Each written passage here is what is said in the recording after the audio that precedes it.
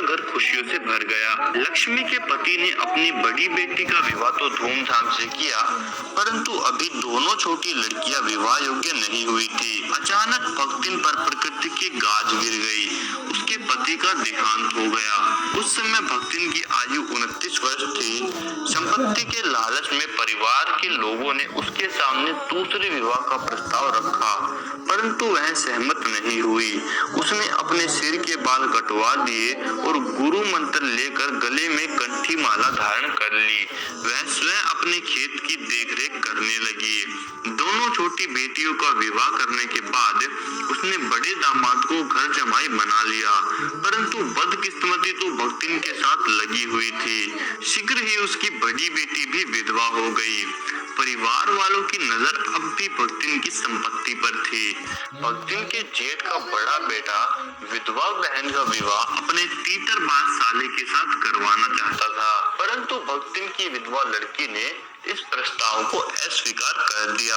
अब माँ बेटी दोनों ही अपनी संपत्ति की देखभाल करने लगी।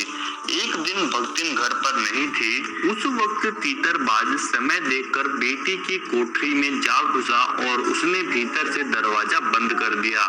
इसी बीच तीतरबाज के समर्थकों ने गांव वालों को वहां बुला लिया।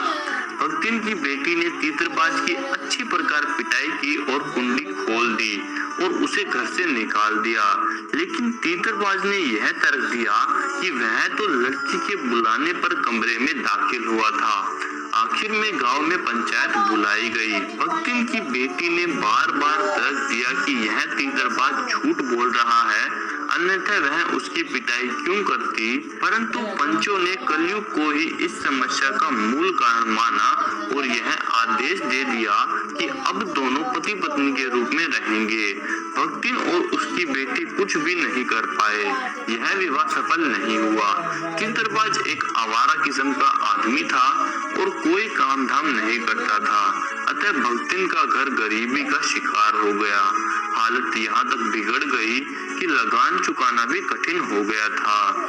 जमींदार ने भक्तिन को भला बुरा कहा और दिन भर कड़ी धूप में खड़ा रखा। भक्तिन इस अपमान को सहन नहीं कर पाई और वह कमाई के विचार से दूसरे ही दिन शहर चली आई। घुटी हुई चांद, मैली धोती तथा गले में कंठी माला धारण करके भक्तिन जब पहली बार लेखिका के पास नौकरी के लिए उपस्थित हुई तो उसने बताया था कि वह दाल भात रांधना, सब्जी छोकना, रोटी बनाना आदि रसोई के सभी काम कर सकती है। लेखिका ने शीघ्र ही उसे काम पर रख लिया। अब भक्तिन एक पावन जीवन व्यतीत करने लगी। नौकरी पर लगते ही उसने सवेरे सवेरे स्नान किया। लेखिका की धुली हुई धोतियों को उसने जल के छींटों से पवित्र किया और फिर पहना। तत्पश्चात उसने सूर्योदय और पीपल को जल चढ़ाया। 2 मिनट तक जाप करने के बाद चौके की सीमा निर्धारित कर दी और उसके बाद उसने खाना बनाना शुरू कर दिया। वह छूत पात को बहुत मानती थी, अतः लेखिका को भी समझौता करना पड़ा। वह नाई के उस्तरे को गंगा जल से धुलवा कर अपना मुंडन करवाती थी। अपना खाना वह अलग से ऊपर के आले में रख देती थी। भक्तिन ने जो भोजन बनाया वह ग्रामीण अहीर परिवार के स्तर का था। उसने कोई सब्जी नहीं बनाई, केवल दाल बनाकर मोटी मोटी रोटियां सेक दी जो कुछ कुछ काली हो गई थी। लेखिका ने जब इस भोजन को प्रश्नवाचक दृष्टि से देखा तब भक्तिन ने लाल मिर्च और अमचूर की चटनी या गांव से लाए हुए गुड़ का प्रस्ताव रख दिया। मजबूर होकर लेखिका ने दाल से एक रोटी खाई और विश्वविद्यालय चली गई। वस्तुतः लेखिका ने अपने बिगड़ते स्वास्थ्य तथा परिवार वालों की चिंता को दूर करने के लिए भक्तिन को अपने घर भोजन बनाने के लिए रखा था, परंतु उस वृद्ध भक्तिन की सरलता के कारण वह अपनी असुविधा को भूल गई। भक्तिन का स्वभाव बड़ा ही विचित्र था।